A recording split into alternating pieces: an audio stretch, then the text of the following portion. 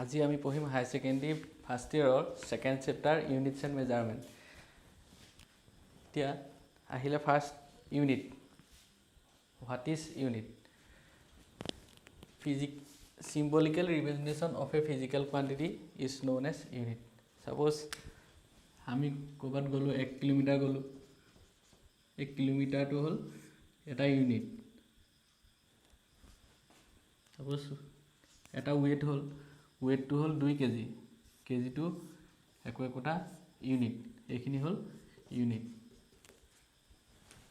তাৰ পাছত আহিলে মেজারমেন্ট।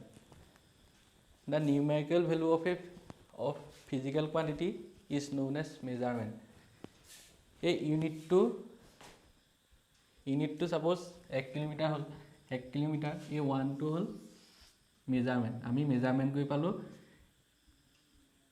এই অৰিজিনাল পইণ্টৰ পৰা ফাইনেল পইণ্ট, এই ফাইনেল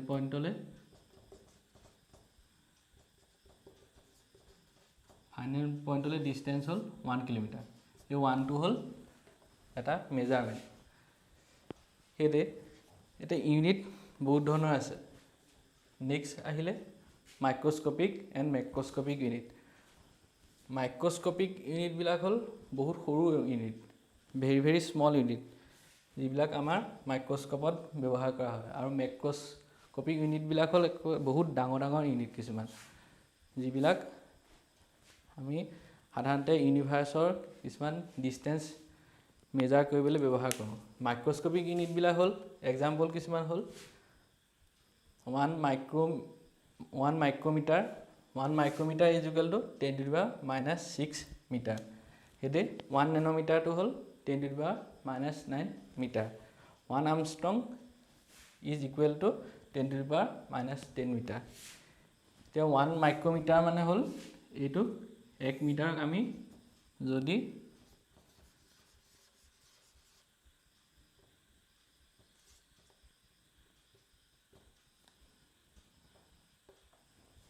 10 লাখ ভাগ কৰোঁ, এটা বস্তুক যদি আমি 10 লাখ ভাগ কৰোঁ তেতিয়া হ'ব 10⁻⁻⁶। গতিকে 1 মাইক্ৰোমিটাৰ হ'ল 10⁻⁻⁶ মিটাৰ। হেডে মেক্ৰোস্কোপিক ইউনিট বিলাক বহুত ডাঙৰ ইউনিট কিছুমান, তাৰ এক্সাম্পল হ'ল এষ্ট্ৰোনমিক্যাল ইউনিট আৰু লাইট ইয়াৰ। এইখিনি হ'ল মেক্ৰোস্কোপিক ইউনিট। লাইট ইয়াৰটো বহুত ডাঙৰ ইউনিট। এতিয়া পোহৰে 1 সেকেন্ডত 3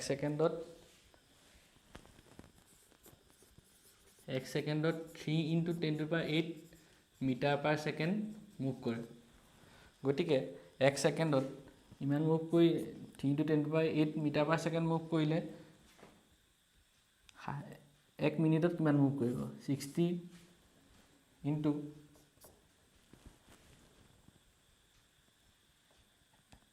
1 ঘণ্টাত কিমান মুভ কৰিব? 60। এদিনত কিমান মুভ কৰিব? 24 আৱাৰ্ছ ইনটু 365.65 1/4। এইটোত যিমানটো হ'ব সেইটো হ'ল পোহৰে 1 বছৰত ইমানটো ডিস্টেন্স মুভ কৰিব। 9.46 7 × 10⁻15 মিটাৰ। 1 ইয়াৰত লাইটে 9.467 × 10⁻15 মিটাৰ মুভ কৰে। এইটো এটা বহুত ডাঙৰ ইউনিট। এইবিলাক হ'ল মেক্ৰোস্কোপিক ইউনিট। মেক্ৰোস্কোপিক ইউনিট বিলাক বহুত ডাঙৰ ইউনিট আৰু মাইক্ৰোস্কোপিক ইউনিট বিলাক বহুত সৰু ইউনিট। এইখিনি হ'ল ইউনিটছ এণ্ড মেজাৰমেণ্ট আৰু different types of unit, microscopic and macroscopic unit. ইয়াৰ পিছত ডিছকাছ কৰিম ছিগনিফিকেণ্ট ফিগাৰ্ছ। এতিয়া আমি ডিছকাছ কৰিম ইউনিটছ এণ্ড মেজাৰমেণ্টৰ next topic significant figures. Significant figures মানে হ'ল সাৰ্থক সংখ্যা। এই ছিগনিফিকেণ্ট ফিগাৰ উলিওৱা কিছুমান ৰুল আছে। এই ৰুলখিনি হ'ল প্ৰথমতে all the non zero' digits are significant.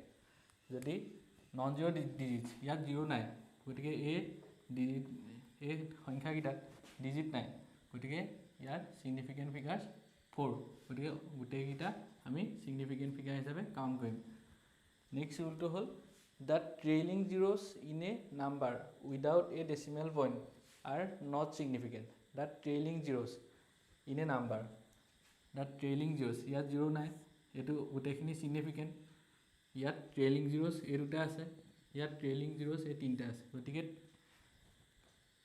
Trailing জিৰ'ছখিনি কি হ'ব আমি সিগনিফিকেন্ট ফিগাৰ হিচাপে কাউণ্ট নকৰোঁ ইয়াত কাৰণ ডেচিমেল পইণ্ট নাই the trailing zeros in a number without a decimal point ইয়াত ডেচিমেল পইণ্ট নাই গতিকে আমি এই পাছৰ জিৰ'খিনি আমি সিগনিফিকেন্ট ফিগাৰ হিচাপে কাউণ্ট নকৰোঁ গতিকে এই গোটেইকেইটাতে সিগনিফিকেন্ট ফিগাৰ হ'ব 3 all are significant figures are 3 third rule to hold zeros lies in between two non-zero digits are significant zero lies in between two non-zero digits 0 to a02 code ase a02 দুটা ডিজিটছৰ মাজত আছে non zero' ডিজিটছ গতিকে এই 1 টো হ'ল non zero' ডিজিটছ আৰু 4 টো হ'ল নন জিৰ' ডিজিটছ গতিকে আমি 0 টো সিগনিফিকেন্ট ফিগাৰ হিচাপে কাউণ্ট কৰিম গতিকে ইয়াত সিগনিফিকেন্ট ফিগাৰ হ'ব 1 2 3 4 5 গতিকে সিগনিফিকেন্ট ফিগাৰ এই ডিজিটটো সিগনিফিকেন্ট ফিগাৰ হ'ব 5 তাত ফোৰ্থ ৰুলটো হ'ল for a decimal number less than 1 0 lies in between decimal point and non-zero digits are not significant for a decimal number less than 1 a to hol decimal number etu decimal number a decimal number to ki hoise less than 1 kan 0.043 gotike e 1 otke horu 0 lies in between decimal point a02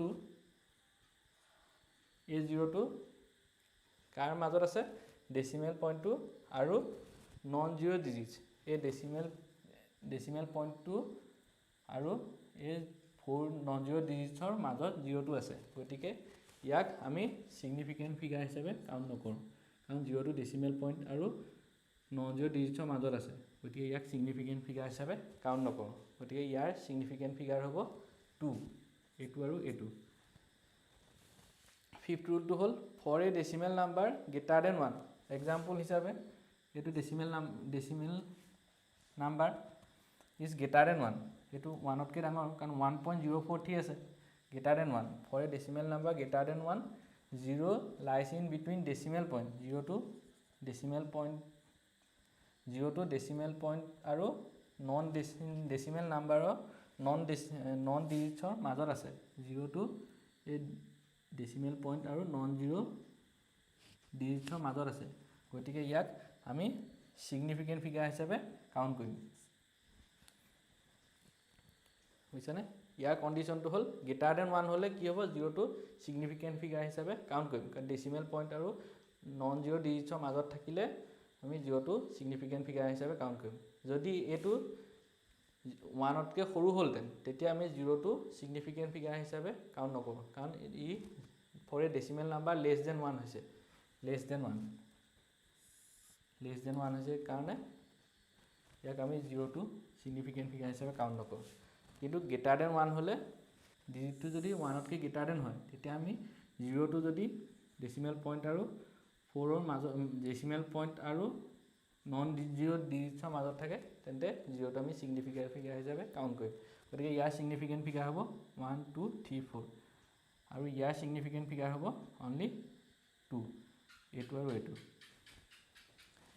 এতিয়া 6 ৰুলটো হ'ল for decimal number the ending zeros are significant for decimal number the ending zeros are significant এতিয়া এই decimal নাম্বাৰটোত কি হৈছে এই decimal নাম্বাৰটোত এণ্ডিং জিৰ'ছ এইটো কাউণ্ট কৰিম কিন্তু এণ্ডিং জিৰ'ছ এই 0 টো আমি সিগনিফিকেন্ট ফিগাৰ হিচাপে কাউণ্ট নকৰোঁ এতিয়া নেক্সট ৰুলটো হ'ল 10th order R not significant 2.3 into 10 to the power 5 গতিকে এই 10th অৰ্ডাৰ এইখিনি আমি সিগনিফিকেন্ট ফিগাৰ হিচাপে কাউণ্ট নকৰোঁ গতিকে ইয়াৰ সিগনিফিকেন্ট ফিগাৰ হ'ল 2.3 into 10 to the power 5 গতিকে ইয়াৰ সিগনিফিকেন্ট ফিগাৰ অনলি 2 এইটো আৰু 2.30 গতিকে ইয়াৰ সিগনিফিকেন্ট ফিগাৰ হ'ব 3 এইখিনি হ'ল সিগনিফিকেন্ট ফিগাৰৰ ৰুল নেক্সট ভিডিঅ'ত আমি ডিসকাস কৰিম ৰাউন্ডিং অফ আৰু ইৰ'ছ ক্যালকুলেশন থ্যাংক ইউ